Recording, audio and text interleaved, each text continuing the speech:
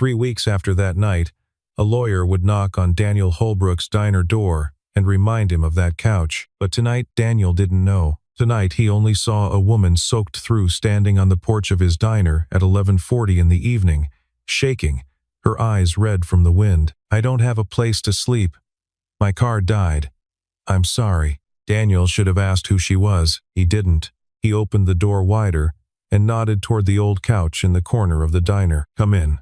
We'll figure it out in the morning." The diner smelled like burnt coffee and rain. Daniel locked the front door behind her, turned the deadbolt out of habit, then turned it back. He pulled a clean towel from behind the counter and set it on the cushion next to her. "There's a fresh pot on. You take it black?" "Yes." She wrapped the towel around her shoulders. She did not take off her coat.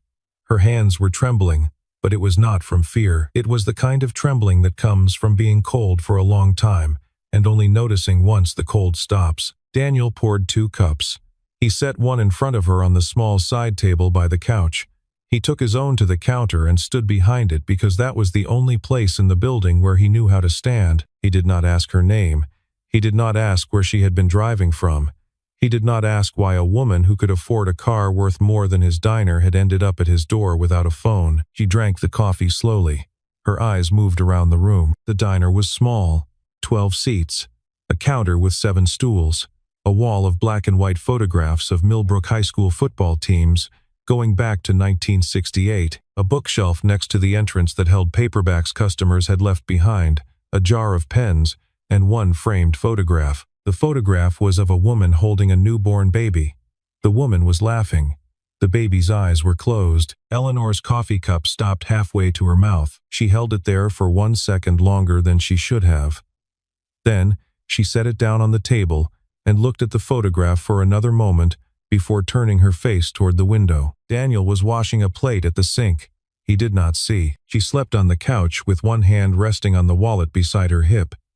Inside the wallet, behind her driver's license, folded into a square so small it had become almost a token, was a letter. She had carried it for 12 years. She did not sleep deeply. She did not need to. She had come for one night. At 5:47 in the morning, she was already awake. The coffee maker was on. Daniel was in the kitchen with his back to her, slicing bread. He had not asked her if she wanted breakfast. There was a plate on the counter anyway. She left $40 on the kitchen table. When she reached for the door, he was already there, holding it open. He took the bills from the table and put them back into the pocket of her coat before she could stop him. "You don't owe me anything." She paused on the threshold. "You didn't ask my name. You didn't need to say. If you wanted to, you would have." She nodded. She walked down the porch steps the way a person walks who has just been given something they did not know how to ask for.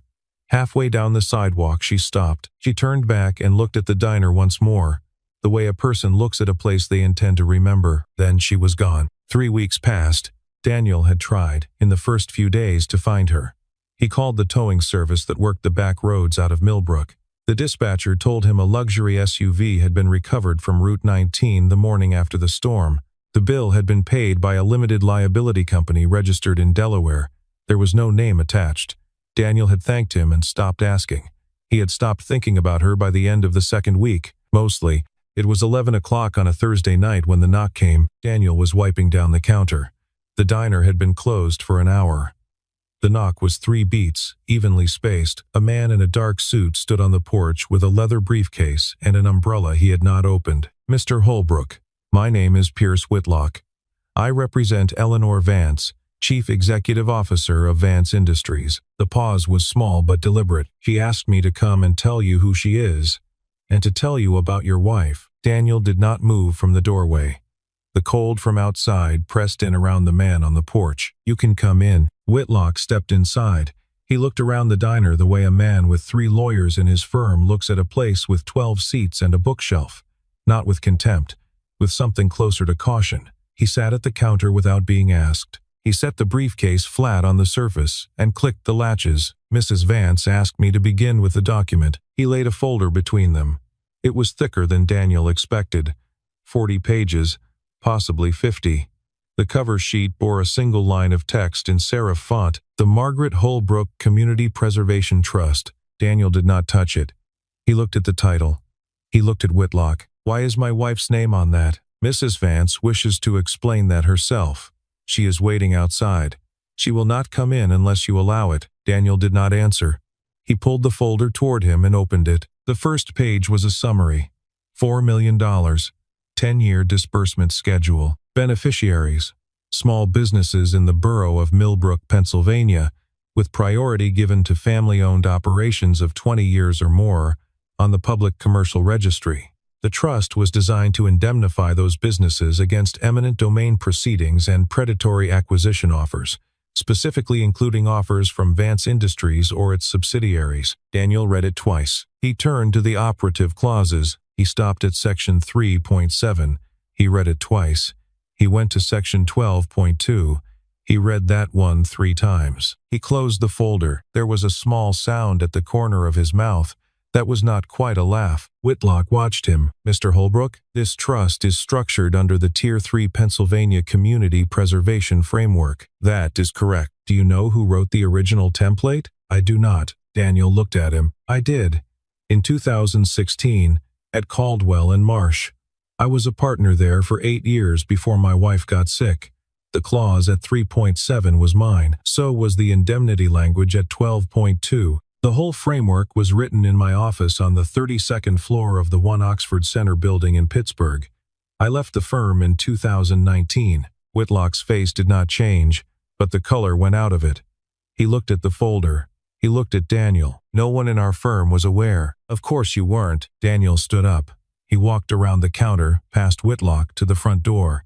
He opened it and looked across the street. She was standing under the street lamp by her car.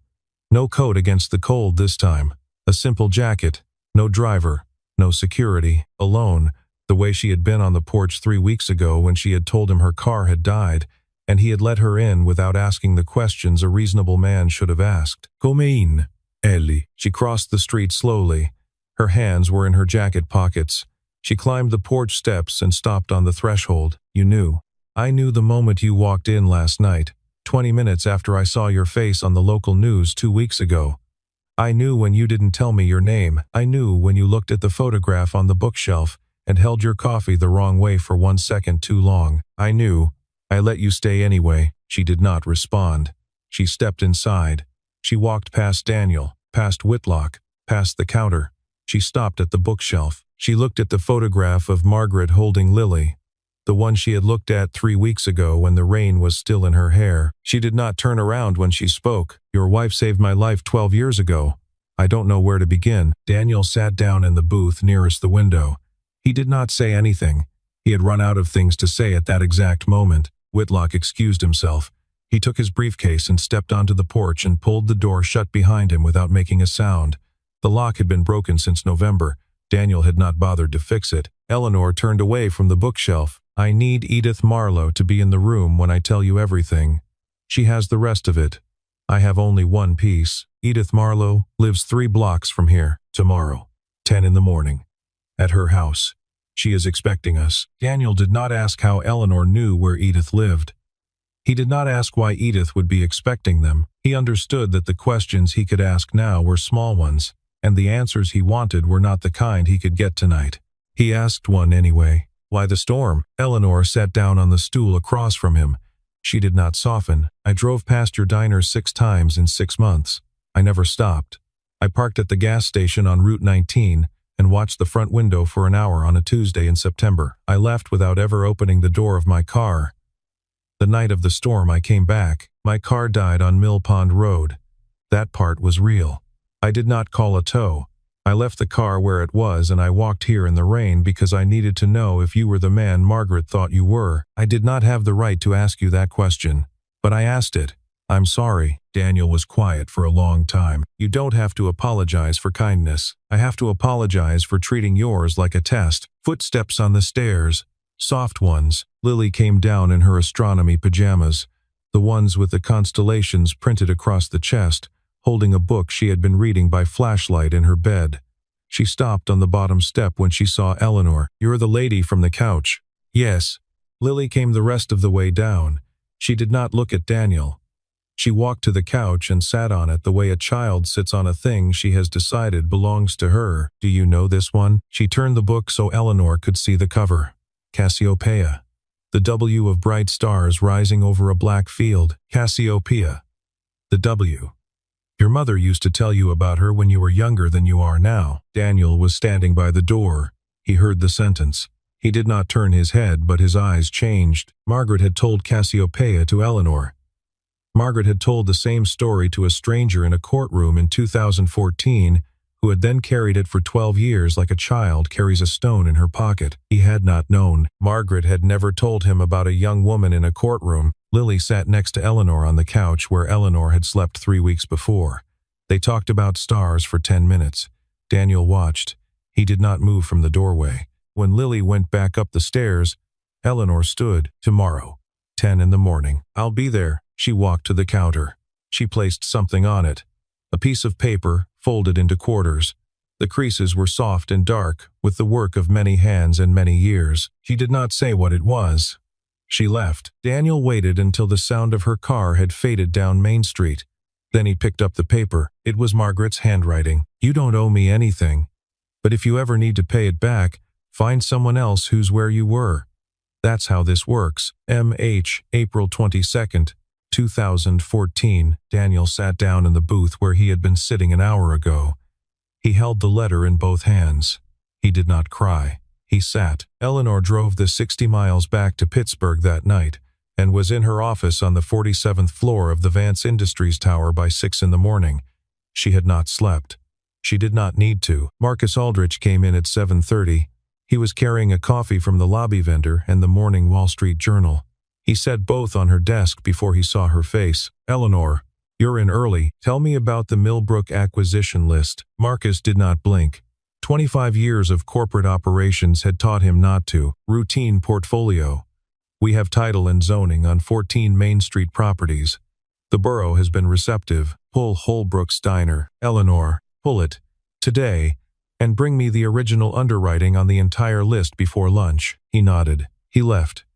He did not ask why a property worth less than $500,000 on a portfolio carrying $420 million in projected return mattered enough to interrupt her morning. He did not ask, but he wondered. By noon, he had a private investigator under contract. In Millbrook, Daniel drove to the sheriff's substation on Route 22 before the diner opened.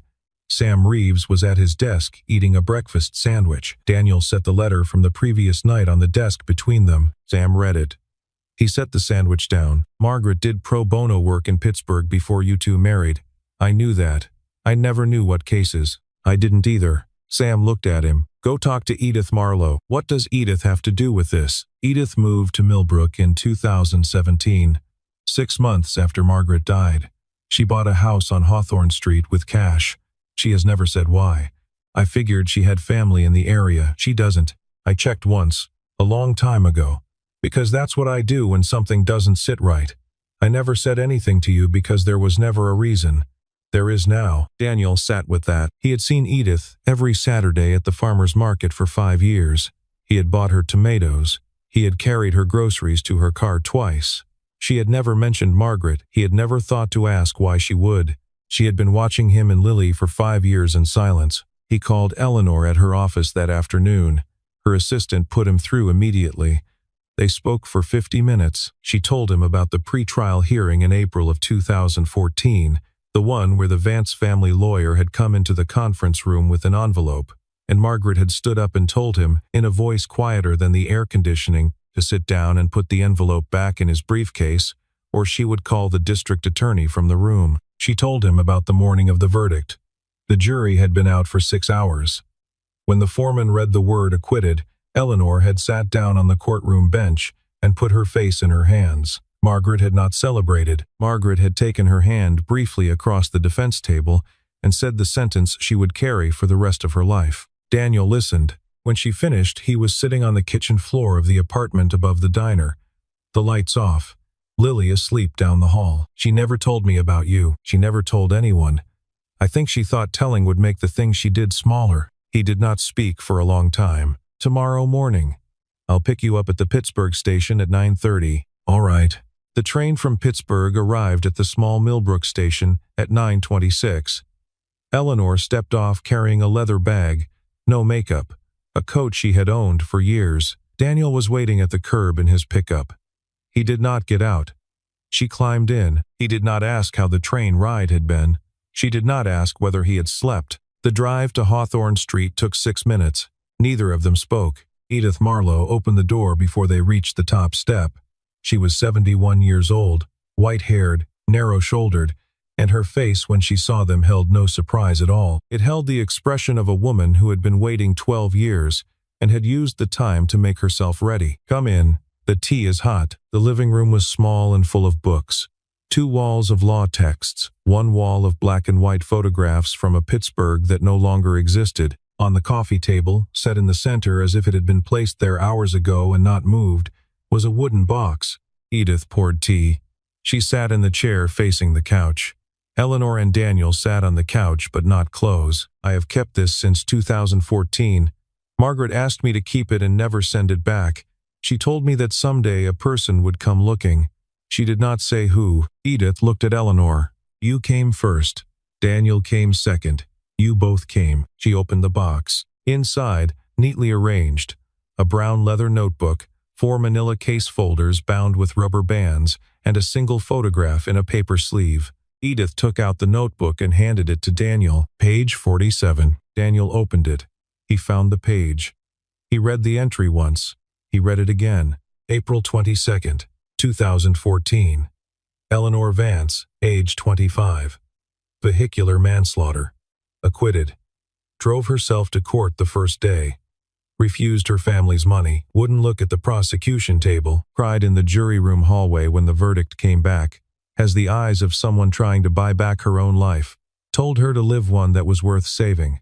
I hope she does. M.H. Below it, in different ink, written 6 months later, December 14th, 2014. Saw E.V. at the courthouse from across the lobby. She is running a small foundation now. Anonymous donations to public defenders' offices. She is living it. M.H. Daniel handed the notebook to Eleanor without speaking. She read the first entry. She read the second one. She set the notebook down on her lap.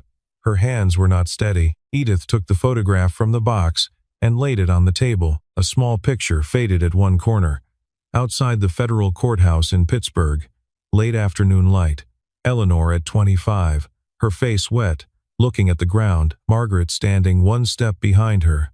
Looking not at the camera, but at Eleanor. Eleanor did not pick the photograph up. Edith turned to Daniel. "There is one more thing Margaret left. She told me to give it to you only when you were ready. I think you are ready now." She stood. She walked into the back room. Daniel followed. Eleanor stayed in the living room with the notebook in her lap and the photograph on the table and her hands not steady. In the back room, Edith opened a small cabinet. She took out an envelope. The flap had been opened once, long ago, then resealed. She handed it to him. This was written on the 11th of March, 2017, 3 weeks before Margaret passed. She did not send it. She gave it to me and told me to wait. Daniel stood in Edith's back bedroom. The afternoon light came through the curtain at an angle that made the room feel suspended.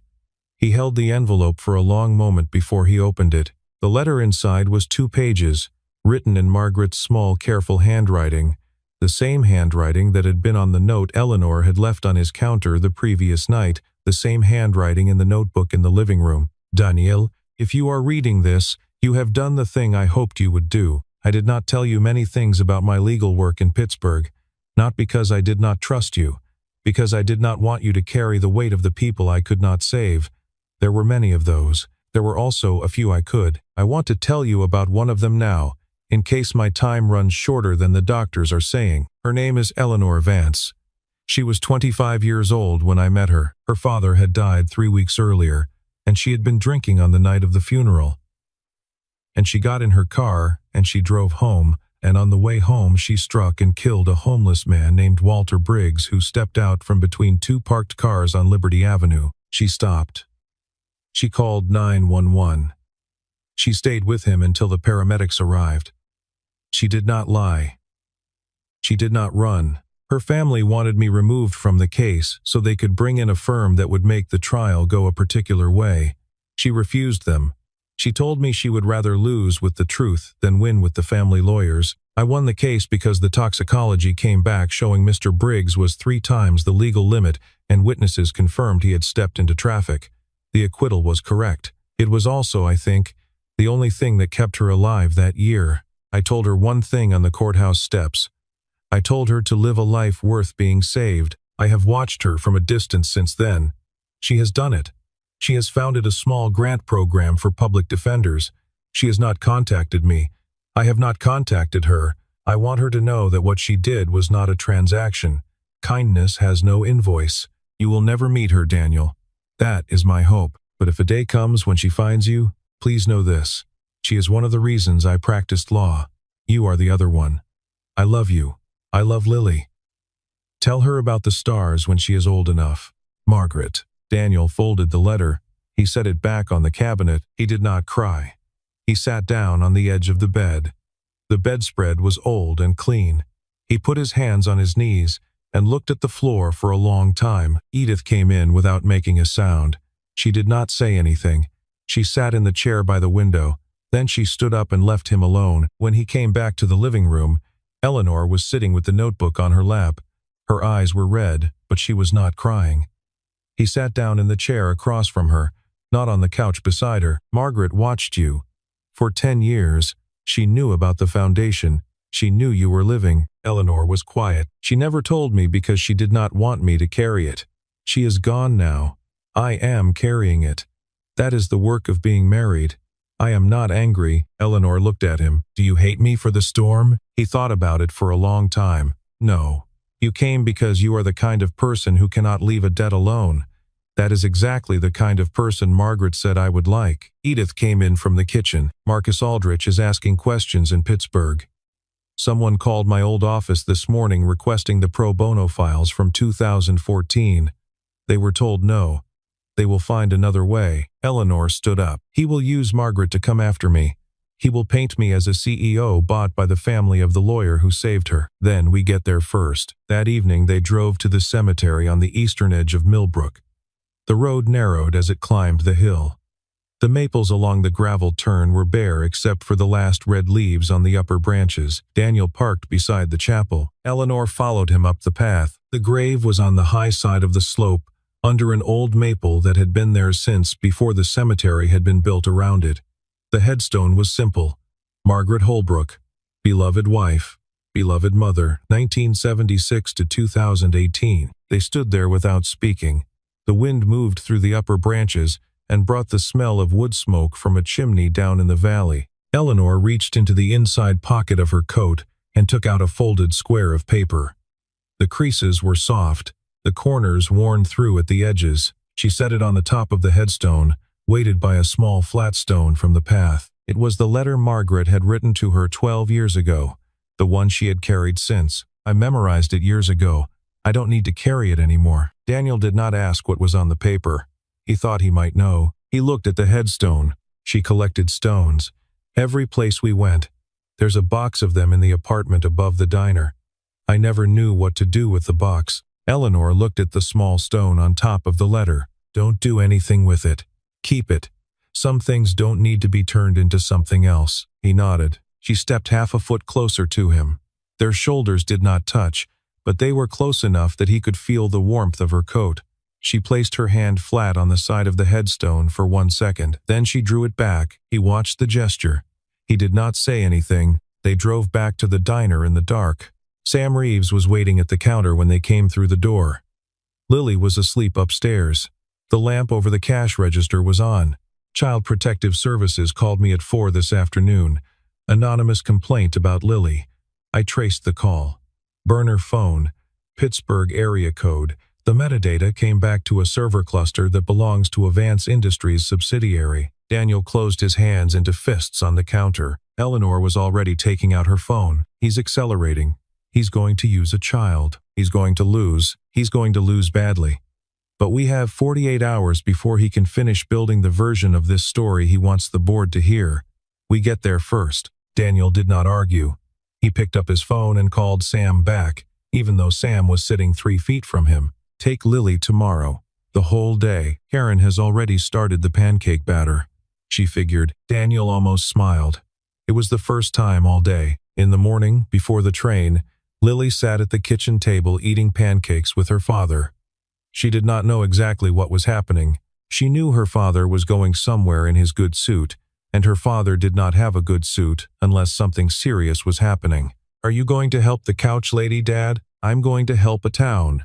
And one more wife. Lily did not understand the second half of the sentence. She nodded anyway. Daniel put on the suit. It was the only one he still owned. He had last worn it 8 years ago, on the morning he had buried Margaret. The jacket was tight across the shoulders now. The tie still knotted the same way. He drove to the station. The train to Pittsburgh was on time. Eleanor met him in the lobby of the Vance Industries Tower at 9:10. She looked at him for a moment before she spoke. You were this man once. I still am. I just fell asleep. The boardroom was glass on 3 sides. Pittsburgh spread out below in late autumn gray. 5 members of the executive board sat along one side of the table. Marcus Aldrich sat at the far end with 3 of the company's senior counsel and 2 public relations consultants whose names Daniel did not catch. He had brought reinforcement, he had a story prepared, and the people prepared to tell it for him. Eleanor sat down at the head of the table. Daniel sat in the empty chair to her right. I'd like to begin with a personal disclosure. Marcus shifted in his seat. He had not expected her to start there. She told the story. 12 years ago, March of 2014, 3 weeks after her father's funeral, the intersection of Liberty and 16th, a man named Walter Briggs, a criminal complaint, a court-appointed defender named Margaret Holbrook, a trial that had run 4 days, an acquittal supported by toxicology and 3 eyewitness statements, a sentence on the courthouse steps that she had carried for 12 years. Live a life worth being saved. She told it in 6 minutes. The room did not move. The senior counsel sitting next to Marcus had stopped taking notes. When she finished, she pushed a folder down the length of the table. This contains the full case file from the Allegheny County Public Defender's Office, released today with my consent. It also contains a notebook kept by Margaret Holbrook during her years of pro bono work, and it contains a financial flow analysis of the Millbrook portfolio compiled in the last 48 hours by an outside consultant. Marcus stood up. This is a moving story, Eleanor. It does not change the fact that you are using your position as chief executive officer to shield the family of a lawyer with whom you have a personal legal history. That is a textbook conflict of interest, and the board needs to consider it under Section 9 of the bylaws. Daniel stood up. He was 40 years old. He had not worn the suit in 8 years. He had not stood in a room like this one since the morning he had told the firm he was leaving to take care of his wife. None of that was relevant now. Daniel Holbrook, former partner, Caldwell and Marsh, 2008 through 2019. Margaret Holbrook was my wife. I did not know about the Vance case until 2 days ago. My wife did not tell me because my wife did not tell anyone. That is how she did pro bono work. He let that sit for 2 seconds. I am not here because I need to be protected. I am here because I have spent the last 36 hours reading the financial filings Mr. Aldrich submitted to this board on the Millbrook project. Inside those filings I found 3 layers of shell companies, a transfer of $4.7 million to a Cayman Islands account in the name of Mr. Aldrich's wife, and a transactional pattern that I personally helped break apart in a fraud case at Caldwell and Marsh in 2014. Marcus Agunapala. You did not know who I was. You assumed I ran a diner. I do run a diner. I also used to write the language you are sitting on the wrong side of right now. Both things are true. The board took the vote. 4 in favor of removing Mr. Aldrich. 1 abstention.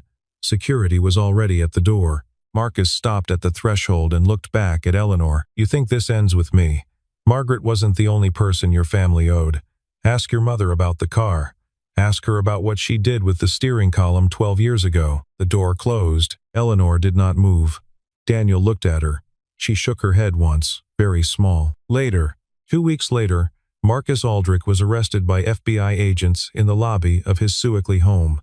Embezzlement, wire fraud, securities violations across 3 jurisdictions. The Millbrook Revitalization Project was canceled by board vote. The Margaret Holbrook Community Preservation Trust was formally activated the following Monday.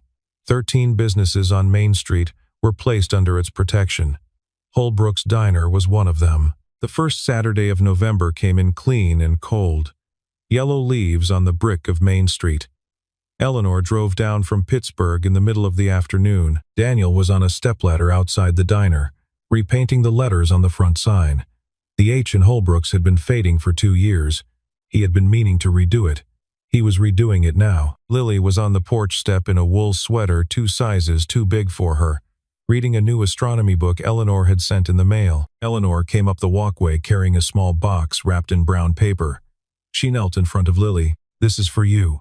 Your mother had one in her apartment in Pittsburgh in 2014. I saw it on her ceiling once. I thought you might like one." Lily opened the box. Inside, suspended on thin wires, was a constellation made of small brass stars, Cassiopeia. The W glow-in-the-dark beads at the center of each star, a small hook to mount it to the ceiling. Lily hugged the box. She climbed off the porch and ran inside, calling for her father to come and put it on her bedroom ceiling. Daniel climbed down from the stepladder. He set the paintbrush in the can. He and Eleanor walked. The town park was 3 blocks east. The path through it was lined with sugar maples that had dropped most of their leaves. They walked slowly. They did not hold hands. "I don't know what this is going to be." "I don't either. I'm not asking you to. You know I came because of Margaret." "I know, but you stayed because of yourself. That's different." They sat down on a bench under one of the maples. Lily was visible at the far end of the path, talking to a neighbor's dog through a fence. She waved. They waved back. An older woman walking past on the path nodded at them and smiled and kept walking. It was the smile a stranger offers to what looks like a family. Eleanor set her hand on the wooden slat of the bench. Daniel's hand was already there. Their fingers were 6 inches apart, then 4. Then they were touching. Neither of them said anything. Neither of them moved. Lily did not see. The wind moved through the maples, and a few last yellow leaves came down. The light was the color of late afternoon in early November in southern Pennsylvania, soft and tired in gold. After a while, Eleanor said his name once. After a while, Daniel said hers. Then they sat without saying anything else, and the afternoon went on around them. 3 months later, the first week of February. Snow had been falling on Millbrook for 2 days. The diner had never been busier. The new brass plaque next to the door had been installed by the mayor herself at a small ceremony in December. It read, "Founded 1962, protected by the Margaret Holbrook Community Preservation Trust, 2026. Eleanor was in Millbrook 3 weekends out of 4 now. She had rented a small apartment 2 blocks from the diner. In Pittsburgh, she had founded the Margaret Holbrook Legal Aid Clinic, a permanent fund attached to the Allegheny County Public Defender's Office. 3 young attorneys had been hired in the first month. None of them knew about Eleanor's case in 2014. That was the point. Friday night, snow falling soft and even outside the windows. The diner had closed at 9. Daniel was wiping down the grill. Eleanor and Lily were in the apartment kitchen upstairs, standing at the stove. Lily was on a step stool, holding a wooden spoon with both hands. Eleanor was guiding her stir through a pot of tomato soup. They were laughing at something neither of them could have repeated later. Snow kept falling. The knock came at 9:47. Daniel went downstairs and crossed to the front door. Through the glass, he could see a young woman on the porch. 24, maybe younger, wet hair, no coat. Her arms wrapped around herself. She was looking at the boards of the porch and not at the door. He opened it. "I'm sorry. I don't have anywhere to sleep. I don't have anyone to call. Someone at the coffee place on the corner said I could ask here." Daniel stood still for 1 second. He looked up the staircase toward the apartment above the diner. Eleanor had appeared at the top, dish towel in her hand. She did not say anything. She looked at him. Lily's voice came down the stairs. "Dad, the soup is almost done. Should I get another bowl?" Daniel turned back to the woman on the porch. "Come in. The couch isn't soft, but it's dry. And dinner is almost ready." The young woman stepped through the door. She did not say anything. She did not know how to. Eleanor came down the stairs. She walked to the cupboard and took out a 4th bowl. Lily came down behind her, dragged a 4th chair to the small table by the window, set a 4th place. The young woman stood in the middle of the room, with her arms still around herself, not sure where to stand. "Sit anywhere. We don't have a head of the table." Daniel held the door open one more second before he closed it. He looked out at Main Street through the falling snow. The street lamps were ringed with halos. Across the street, in the upper window of the bookshop, he thought for one moment that he saw the silhouette of an older woman standing on the porch of the building opposite, looking back at him and nodding once. He blinked. The silhouette was gone. There was probably no one there. There had probably never been anyone there. He closed the door. Outside the diner window, the snow fell soft and steady on Main Street, and inside, at a table set for four for the first time in 8 years, a man who had once been a stranger to his own life served soup to a woman who had once been a stranger at his door, to his daughter who had been there all along, and to another stranger who had not yet been asked her name, because a wife he had buried long ago had once written, in a letter she never sent, that this was how it worked.